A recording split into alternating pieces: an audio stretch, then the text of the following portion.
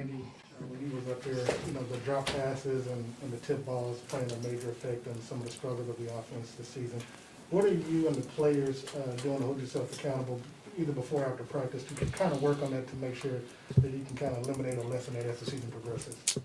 Yeah, I mean, those guys are always catching footballs. I mean, before, after practice, during practice. But I think for me, as a quarterback, I got to throw the ball in better places. Some of those drops are because the ball's not in the right placement. So if I can get the ball in a better place where it's more catchable, especially when they're in traffic, it'll probably cut down on those numbers. So it has as much to do with me as it does with them. I guess the other question I would ask, do you feel, compared to 2019 after you all lost the AFC to the Patriots, trying to get to the Super Bowl in the following year, trying to run it back, do you feel that this team is still singularly focused on the task at hand, or do you feel like there might be some outside distractions? No, I feel like we're focused. I mean, we've won 5 in a row. I mean, we might not be playing the best that we've played offensively, but as a team, we're coming together and winning football games. And so for us, we know we can get a lot better, but it's going to take the mindset every single day of continue to get better and better. And you want to be playing your best football going into this part of the season. So hopefully we can continue to build and get better as the season goes on.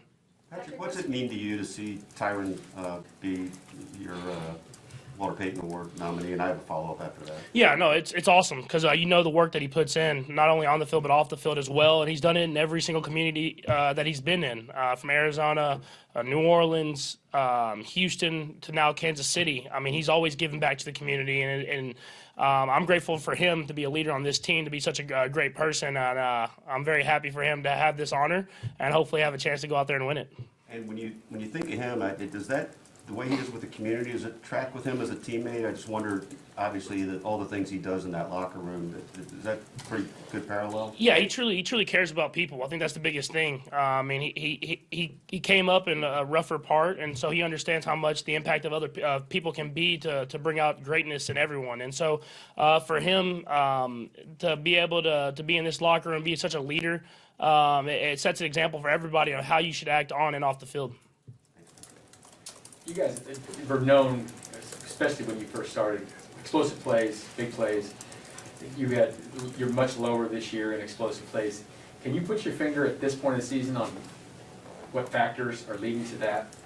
I mean, obviously defenses are playing different types of defenses, so that has an effect on it. And then I've missed a good amount of them. You look over the season, there's been a couple, even the last game, the one over the middle to Tyreek. I mean, if I hit those throws that I've hit in the past, then we'll have those explosive plays. And so it's going to take me being better, hitting those throws when they're there, because the defenses are limiting them.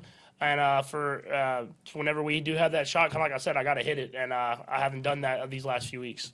Patrick, the way that some of the interceptions have occurred, and maybe this answer is not at all, but how does that affect you? Yes, it doesn't. I mean, it just happens. It's part of football. Luckily enough, our defense is playing good enough that whenever they've happened, they've been able to get stops and get turnovers or whatever it is, and not let it impact the team. But you understand that turnovers are a huge part of this game. Luckily, our defense is getting a lot of turnovers, and we're still winning that turnover battle. But I'll try to limit them as much as possible. But at the same time, I have to be me, and I have to continue to throw the football and give guys chances to make plays. Patrick, when you have those incidents happen, drop passes, tip balls, what's your mindset? Do you try and go back to those receivers immediately? Do you give them a few plays to kind of get back, to themselves, or how do you handle those situations? Yeah, I mean, I'm going to go through the play regardless of who's at what position and what the read is. Coach Reed usually does a job of kind of maneuvering it till we're getting it back to him pretty quickly there. I mean, like I said, some of the drop passes people get hung up on. I mean, even the one in the game that got intercepted, if I throw the ball in a better spot, he makes the catch and probably splits and scores. But I threw it high, hard, and it gets tipped up and picked, and people kind of put it on him, but it's really on me to make a better throw. So, I mean, just for myself, to try to make some better throws and let those guys have easier catches, especially in traffic, where they can make plays happen after the catch. How do you prepare differently when you're playing a division opponent like, last week Denver, this week Raiders, next week the Chargers? Knowing what's at hand, knowing that you win these games, you might have the division a little bit sewn up. How does that prepare you all differently? Yeah, you have to focus on each week, just as important. But you understand when you play a division opponent like the Raiders or the Broncos or the Chargers that you're going to get the best that they have. They've been studying all offseason to play you. That they know that it's a big game for them as well as it is for us. And so we know we're going to get their best shot. And so we have to prepare ourselves for a physical battle. We're going to play 4 quarters of great football in order to get a win. Go ahead, Nate. I- Go Nate, Lebo, and then Matt. Okay. You mentioned before how teams are obviously playing you a little bit differently. There's a little bit more zone, obviously too high look. How much of that is impacting whether or not you want to scramble? And, you know, there's been times in the past, I'm sure, on 3rd down where if it's man coverage, you have some lanes to sort of run within. Are teams doing anything differently to sort of keep your scramble numbers down, or are you trying to focus on obviously completing the pass? Yeah, I mean, teams are doing a pretty good job of when they rush, they kind of stay in certain lanes. They're not they don't get over aggressive to let me scramble out and do stuff like that. And our offensive line is doing such a great job of blocking that I usually have time in the pocket to just maneuver that.